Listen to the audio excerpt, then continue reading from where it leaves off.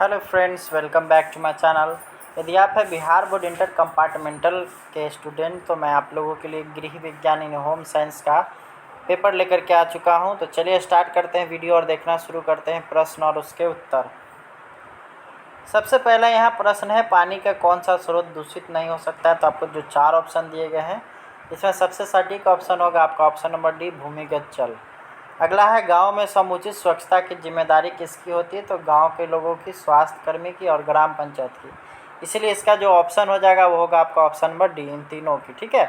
अगला हम लोग देखेंगे तो कौन सा रोग वायु द्वारा नहीं फैलता है। तो ये हो जाएगा आपका ऑप्शन नंबर सी, सर्दी। अगला है, निम्न में से कौन व्यक्तिगत स्वच्छता के अंतर्गत आता है। तो हाथ धोना, दांत को ब्रश करना, नाखून काटना सभी आते हैं। इसलिए इसका सही ऑप्शन हो जाएगा आपका ऑप्शन नंबर डी। अगला है, निम्न में से कौन खाद्य संरक्षण की विधि नहीं है। तो यहाँ पे आप लोग देख सकते हैं, तो इसका हो जाएगा आपका ऑप्शन नंबर बी, निर्जलीकरण। अगला सवाल हम लोग देखेंगे तो यहाँ पे है, 1 ग्राम वसा में कितनी कैलोरी होती है। तो इसका सही आंसर हो जाएगा आपका ऑप्शन नंबर डी, 9 कैलोरी। अगला है, कौन सा पोषक तत्व प्रति ग्राम सबसे अधिक ऊर्जा प्रदान करता है। तो ये हो जाएगा आपका ऑप्शन नंबर बी, फैट यानी वसा। अगला है, निम्न में से कौन सामुदायिक सुविधा है। तो यह हो जाएगा आपका ऑप्शन नंबर बी, बाजार। अगला हम लोग देखेंगे तो निम्न में से कौन एक गृहिणी का प्रमुख कर्तव्य नहीं है। तो ये हो जाएगा आपका ऑप्शन नंबर बी, परिवार के लिए कमाना। अगला सवाल हम लोग देखेंगे तो परिवारों के सदस्यों की सफलता निर्भर करती है। तो ये हो जाएगा आपका ऑप्शन नंबर सी, सुनियोजित गृह प्रबंधन पर। अगला हम लोग देखेंगे तो अगला जो सवाल आता है वो आता है, निम्न में से कौन प्राथमिक रंग नहीं है। तो ये हो जाएगा आपका ऑप्शन नंबर ए, हरा। अगला सवाल हम लोग देखेंगे तो निम्न में से कौन कला का तत्व नहीं है। तो यहाँ पे आप लोग देखिएगा तो इसका होगा सुरक्षा। अगला है, निम्नलिखित में से कौन एक प्राकृतिक रेशा नहीं है। तो ये हो जाएगा आपका ऑप्शन नंबर ए, नाइलॉन। अगला हम लोग देखेंगे तो अगला यहाँ पे आता है, बोरी बनाने के लिए इस्तेमाल किया जाने वाला रेशा क्या होता है। तो ये जूट का होता है। अगला सवाल हम लोग देखेंगे तो निम्न में से कौन घर पर खाद्य संरक्षण का सबसे आम तरीका है। तो यहाँ पे डिब्बाबंदी, सुखाना, हिमीकरण करना सभी है। इसलिए इसका ऑप्शन नंबर डी हो जाएगा। अगला सवाल हम लोग देखेंगे तो निम्न में से कौन दूध में मिलाया जाने वाला अपमिश्रक नहीं है। तो ये हो जाएगा आपका ऑप्शन नंबर बी, स्टार्च। अगला हम लोग देखेंगे तो बच्चे को पूरक आहार कितने माह में देना चाहिए। तो इसका हो जाएगा आपका ऑप्शन नंबर ए, 6 माह में। अगला है, एक गर्भवती स्त्री के लिए कौन सा सर्वश्रेष्ठ व्यायाम होता है। तो ये हो जाएगा आपका ऑप्शन नंबर डी, टहलना। अगला सवाल हम लोग देखेंगे तो प्रसवोपरांत देखभाल के अंतर्गत किसकी देखभाल की जाती है। तो माँ और शिशु दोनों की। इसलिए इसका ऑप्शन नंबर सी हो जाएगा, ए और बी दोनों। अगला है, मासिक धर्मचक्र साधारणतः कितने दिनों में होता है। तो ये हो जाएगा आपका ऑप्शन नंबर सी, 28 दिनों में। अगला है, महिलाओं में गर्भावस्था के दौरान रक्त में किस तत्व की कमी हो जाती है। तो ये हो जाएगा आपका ऑप्शन नंबर बी, कैल्शियम।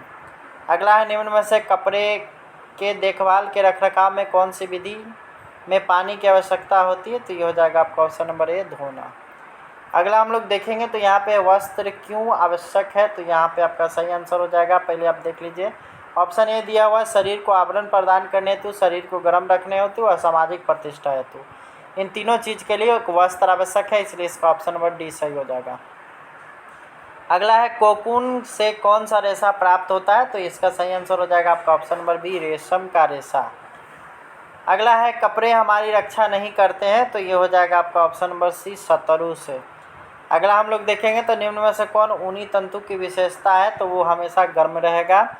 अगला सवाल हम लोग देखेंगे तो यहाँ निम्न में से कौन प्राणिज रेशा है। तो ये हो जाएगा आपका ऑप्शन नंबर बी, सिल्क। अगला हम लोग देखेंगे तो अगला सवाल यहाँ पे आता है, आदिम मानव किस प्रकार के कपड़े पहनते थे। तो यहाँ पे आप लोग देख सकते हैं, घास के, पेड़ के पत्ता, पेड़ का छाल सभी पहना करते थे। इसलिए इसका ऑप्शन नंबर डी हो जाएगा। अगला हम लोग देखेंगे तो मानव निर्मित तंतु है। तो ये हो जाएगा आपका ऑप्शन नंबर सी, नायलॉन। अगला सवाल हम लोग देखेंगे तो यहाँ पे है, बुटीक निम्नलिखित में से किससे संबंधित है। तो इसका हो जाएगा आपका ऑप्शन नंबर ए, जो दिया गया वस्त्र की बनावट, परिधान की डिजाइन और वस्त्रों की रंगाई सभी इसमें की जाती है। इसलिए इनमें से सभी इसका हो जाएगा। अगला है, किसके संपर्क में आने से ऊनी वस्त्र नष्ट हो जाते हैं। तो ये हो जाएगा आपका ऑप्शन नंबर ए, क्षार। अगला हम लोग देखेंगे तो निम्न में से कौन कपड़े से खून के धब्बे हटाने में मदद करता है। तो ये हो जाएगा आपका option number A, bleaching powder. अगला हम लोग देखेंगे तो यहाँ पे है सुजनी किस राज्य की सुई शिल्प है, तो ये हो जाएगा आपका ऑप्शन नंबर सी, बिहार की। अगला सवाल हम लोग देखेंगे तो स्टार्च किन वस्त्रों में दिया जाता है, तो ये हो जाएगा ऑप्शन नंबर सी, सूती वस्त्रों में। अगला हम लोग देखेंगे तो चाय का धब्बा किस वर्ग में आता है, तो ये हो जाएगा आपका ऑप्शन नंबर ए, वानस्पतिक धब्बा में। अगला है नर में शुक्राणु किस नलिका में स्थित रहते हैं, तो यह शुक्रवाहिका नलिका में। अगला हम लोग देखेंगे तो निम्नलिखित में से कौन मानव शरीर की सबसे बड़ी ग्रंथि है, तो यह हो जाएगा आपका ऑप्शन नंबर ए, यकृत यानी लीवर। अगला है हार्मोनल असंतुलन का रासायनिक लक्षण है। आपको जो 4 ऑप्शन दिए गए, पेट की चर्बी में वृद्धि, घबराहट, चिड़चिड़ाहट, अनिद्रा, इसमें से ये सभी होते हैं, इसलिए इसका ऑप्शन नंबर डी हो जाएगा। अगला हम लोग देखेंगे तो ग्रामीण क्षेत्रों में किस प्रकार के प्रदूषण सबसे आम होता है, तो इसमें जल प्रदूषण, ध्वनि प्रदूषण, वायु प्रदूषण सभी होता है, इसलिए इसका ऑप्शन नंबर डी हो जाएगा। कौन सी बीमारी ध्वनि प्रदूषण के कारण होता है, तो ये हो जाएगा आपका ऑप्शन नंबर सी, बहरापन। अगला हम लोग देखेंगे तो यहाँ पे है आप लोग का पानी के स्रोत और शौचालय के बीच की दूरी कम से कम कितनी होनी चाहिए, तो 10 मीटर। नेक्स्ट हम लोग देखेंगे तो त्याज्य यानी फेंकने योग्य कचरे होता है, तो ठोस भी होते हैं, अर्ध तरल भी होते हैं, तरल भी होते हैं, इसलिए इसका ऑप्शन नंबर डी हो जाएगा इनमें से सभी।